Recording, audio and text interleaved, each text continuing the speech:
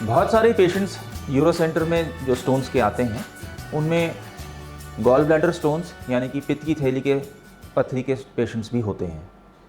Kidney stones के patients भी आते हैं, यूरेट्रिक स्टोन्स के पेशेंट्स भी आते हैं। बट आज हमारा जो फोकस है इस वीडियो का वो इस बात पे है कि पित्त की थैली की पथरी के जो पेशेंट्स होते हैं उनका क्या ट्रीटमेंट है, उनका इन्वेस्टिगेशंस क्या क्या किए जाने चाहिए और पता कैसे चले कि हमें पित्त की थैली की पथरी हो गई है। टू बिगिन विद, पित्त की थैली है क्या, जिसे हम गॉल ब्लैडर बोलते हैं। ये लिवर के जस्ट नीचे एक स्टोरेज ऑर्गन होता है जिसमें लिवर से बना हुआ बाइल आके स्टोर होता है यानी कि रुकता है, और जब हम खाना खाते हैं उसको डाइजेस्ट करने के लिए ये बाइल उसी टाइम सीबीडी द्वारा इंटेस्टाइन्स में रिलीज होता है।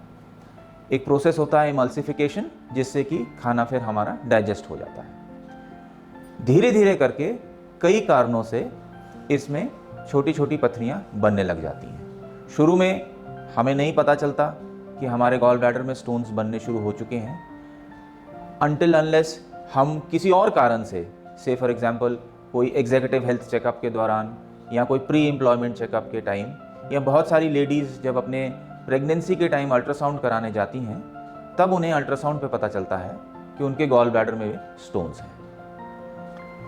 सिम्टम्स क्या हैं स्टोन के?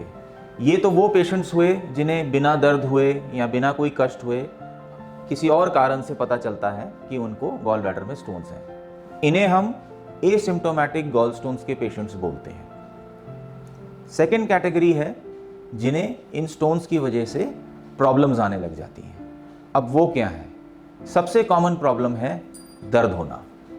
खासकर रात के टाइम में बहुत सारे पेशेंट्स आते हैं कि सर रात को 10 बजे 11 बजे हमको पेट में दर्द स्टार्ट हुआ, हमको वॉमिटिंग की फीलिंग हुई। बहुत सारों को वॉमिटिंग हो भी जाती है और फिर वो हॉस्पिटल आते हैं, पेन का ट्रीटमेंट लेते हैं। डॉक्टर उन्हें सजेस्ट करता है कि कल आप सुबह एक अल्ट्रासाउंड कराएं, और तब उन्हें पता चलता है कि उनके गॉल ब्लैडर में स्टोन्स हैं जिसकी वजह से उनको दर्द हुआ। दर्द कई बार बहुत वेग होता है, राइट अपर एब्डोमेन में हो सकता है, पेट के बीचों बीच हो सकता है।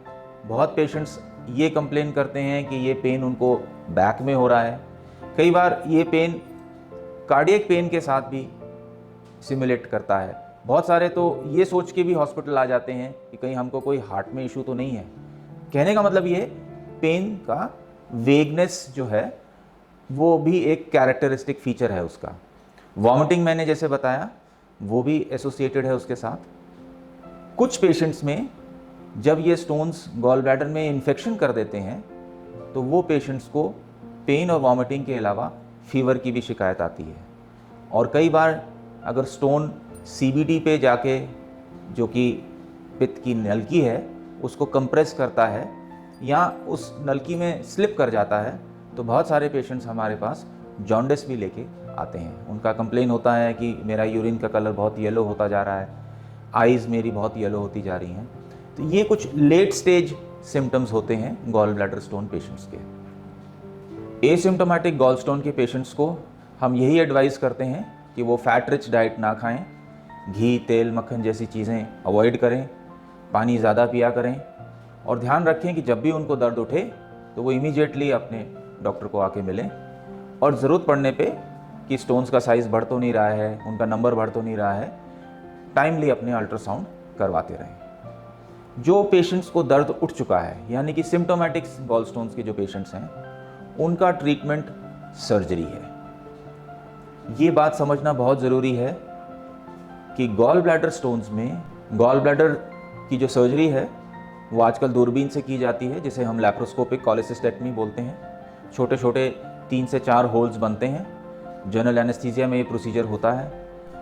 20 मिनट 30 मिनट का प्रोसीजर होता है और नेक्स्ट डे पेशेंट हमारे यूरो सेंटर से डिस्चार्ज कर दिया जाता है। पोस्ट ऑप केयर में पेशेंट को हम 1-2 दिन के लिए एडवाइस करते हैं कि वो सॉफ्ट डाइट लें, और हम इनकरेज करते हैं कि वो मोबाइल रहें, उठें बैठें घूमें।